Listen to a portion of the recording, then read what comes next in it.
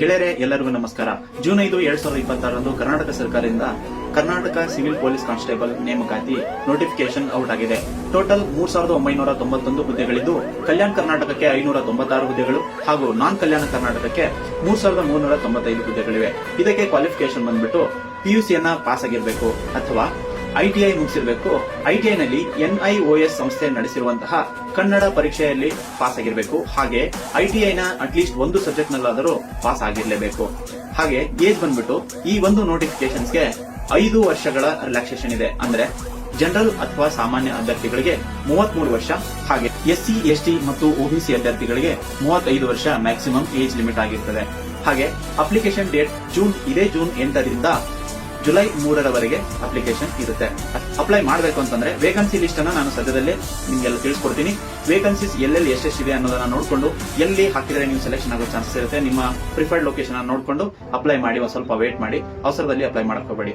ಹಾಗೆ application fees ಬಂದ್ಬಿಟ್ಟು general 2A, 2B, 3A, 3B ಅವರಿಗೆ 750 ರೂಪೀಸ್, 750 ರೂಪಾಯಿ ಇರುತ್ತೆ. ಹಾಗೆ SC, ST ಕ್ಯಾಟಗರಿ 1 ಮತ್ತು ಎಕ್ಸ್ ಆರ್ಮಿ ಅಭ್ಯರ್ಥಿಗಳಿಗೆ ಹಾಗೂ ಟ್ರಾನ್ಸ್ಜೆಂಡರ್ ಅಭ್ಯರ್ಥಿಗಳಿಗೆ 500 ರೂಪಾಯಿ ಅಪ್ಲಿಕೇಶನ್ ಫೀಸ್ ಇರುತ್ತೆ. ಎಕ್ಸಾಮ್ ಡೇಟ್ ಅನ್ನು ಕೂಡ ಅನೌನ್ಸ್ ಮಾಡಿದ್ದಾರೆ. ಇದೇ ಆಗಸ್ಟ್ 2026ರಂದು ಎಕ್ಸಾಮ್ ನಡೀತದೆ. ರಿಟರ್ನ್ ಎಕ್ಸಾಮ್ 1.5 ಗಂಟೆ ನಡೀತದೆ. ಒಂದೇ ಕ್ವಶನ್ ಪೇಪರ್ ಇರುತ್ತೆ, 100 ಕ್ವಶನ್ಸ್ ಇರುತ್ತೆ. ಒಂದು ರೈಟ್ ಆನ್ಸರ್ಗೆ 1 ಮಾರ್ಕ್ಸ್ ಇರುತ್ತೆ ಮತ್ತು ಒಂದು ರಾಂಗ್ ಆನ್ಸರ್ಗೆ 0.25 ನೆಗೆಟಿವ್ ಮಾರ್ಕಿಂಗ್ ಇರುತ್ತೆ. ಇಲ್ಲಿ ಇನ್ನೊಂದು ನೋಟ್ ಮಾಡಬೇಕಾದಂತಹ ವಿಷಯ ಏನು ಅಂತಂದ್ರೆ 1.5 ಗಂಟೆ ಆದ್ಮೇಲೆ 5 ನಿಮಿಷ ಎಕ್ಸ್ಟ್ರಾ ಟೈಮ್ ಕೊಡ್ತಾರೆ. ಯಾಕೆ ಅಂತಂದ್ರೆ ಈಗ ನೀವು ಪ್ರತಿ ಪ್ರಶ್ನೆಗೂ 5 ಆಪ್ಷನ್ಸ್ ಇರುತ್ತೆ. ಅಂದ್ಮೇಲೆ ಒಂದು ಆಪ್ಷನ್ ಯಾವುದು ಅಲ್ಲ ಅಂತ ಇರುತ್ತೆ.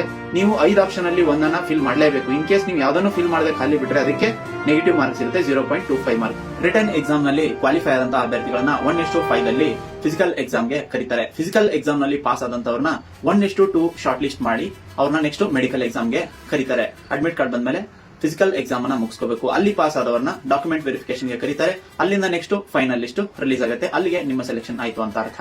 ಫೈನಲ್ ಲಿಸ್ಟ್ ಅನ್ನು ಬಿಡ್ತಾರೆ. ಫೈನಲ್ ಲಿಸ್ಟ್ ಅಲ್ಲಿ ಸೆಲೆಕ್ಷನ್ ಆದವರು ನೆಕ್ಸ್ಟ್ ಟ್ರೈನಿಂಗ್ ಗೆ ಹಾಜರಾಗ್ತಾರೆ. ನಿಮ್ಮ ಎಕ್ಸಾಮ್ಗೆ ಹೆಚ್ಚು ಕಡಿಮೆ ಇನ್ನೇನು 2 ತಿಂಗಳು ಮಾತ್ರ ಟೈಮ್ ಇದೆ. ಚೆನ್ನಾಗಿ ಓದ್ಕೊಳ್ಳಿ, ನೀವು ಕೂಡ ಸೆಲೆಕ್ಷನ್ ಆಗಿ. ಜೈ ಹಿಂದ್. ಸುಮಾರು ಜನ ಕಮೆಂಟ್ ಸೆಕ್ಷನ್ ಅಲ್ಲಿ ಮತ್ತು DM ನಲ್ಲಿ ಕೇಳ್ತಾ ಇದ್ರಿ ಯಾವ್ಯಾವ ಜಿಲ್ಲೆಗೆ ಎಷ್ಟೆಷ್ಟು ವೇಕನ್ಸೀಸ್ ಬಂದಿದಾವೆ ಈ ಸಿವಿಲ್ PC ರಿಕ್ರೂಟ್ಮೆಂಟ್ ಅಲ್ಲಿ ಅಂತ. ಈಗ ಒಂದೊಂದಾಗಿ ನೋಡೋಣ ಬನ್ನಿ. ಮೊದಲನೆಯದಾಗಿ ರಾಯಚೂರು ಜಿಲ್ಲೆಗೆ 20 ವೇಕನ್ಸಿ ಇದೆ.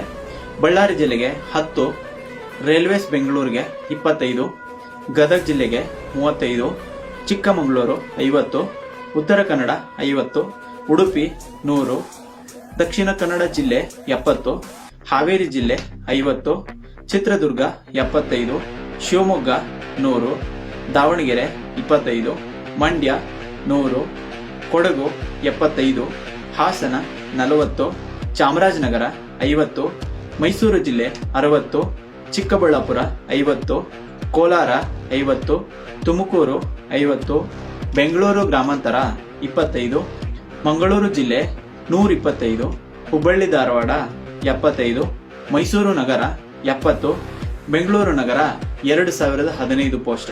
ಒಟ್ಟಾರೆ 3395. ಇದು ನಾನ್ ಕಲ್ಯಾಣ ಕರ್ನಾಟಕದ ಮಾತ್ರ ಸಿಕ್ಕಿದೆ ನನ್ನ ಮಾಹಿತಿ. ಕಲ್ಯಾಣ ಕರ್ನಾಟಕದ ಇನ್ನೂ ಸಿಕ್ಕಿಲ್ಲ. ಅದು ಸಿಕ್ಕ ಮೇಲೆ ನಿಮಗೆ ಅಪ್ಡೇಟ್ ಮಾಡ್ತೇನೆ. All the best.